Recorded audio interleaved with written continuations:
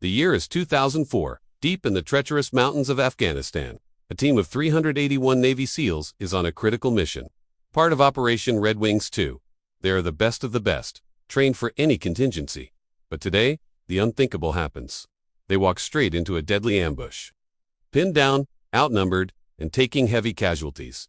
Their situation is desperate. Radio calls for air support go out, a frantic plea for help against overwhelming odds. But the response they get is chilling. Air support is denied. The weather is too dangerous, the terrain too hostile. Hope begins to fade.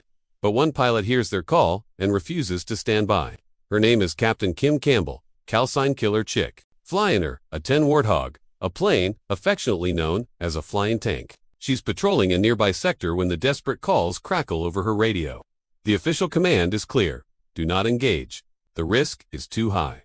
The mountains are shrouded in thick clouds. Visibility is near zero, and flying that low is a suicide mission. Any sane pilot would have turned back. But Captain Campbell isn't just any pilot. She makes a decision that will go down in history, a choice that breaks every rule in the book. She tells her wingman to stay high as a lookout and points the nose of her A-10 straight down, plunging into the thick, unforgiving cloud cover.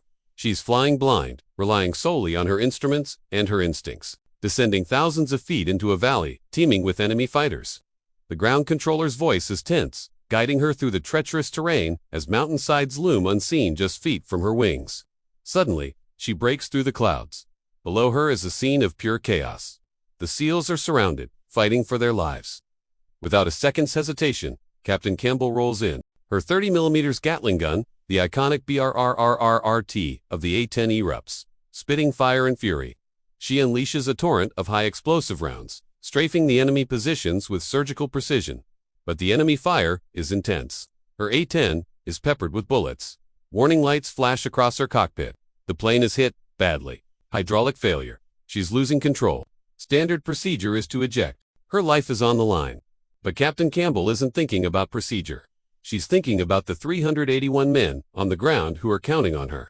She ignores the blaring alarms and engages the manual backup system, a complex and physically demanding last resort. She's essentially flying the crippled, 35,000-pound beast by hand, wrestling with the controls while still lining up her next attack run. Again and again, she dives into the fray, her warthog screaming through the valley. She unleashes rockets and bombs, decimating the enemy forces, providing the critical cover the SEALs need to regroup and fight back. Her bravery turns the tide of the battle.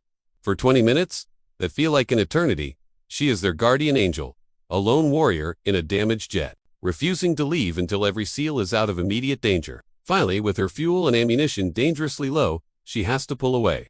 She limps her battered A-10 back to base, a testament to both her skill and the sheer toughness of the Warthog. She lands the plane with no hydraulics, no speed brakes, and no landing gear, a feat of airmanship that leaves everyone on the ground in stunned silence. Captain Kim Campbell didn't just bend the rules that day, she shattered them. She risked her career and her life for her brothers in arms, proving that true heroes are defined not by the orders they follow, but by the lives they save. Thank you for watching. If this story of incredible courage inspired you, please hit that like button and subscribe for more tallies of unbelievable heroism. See you next time.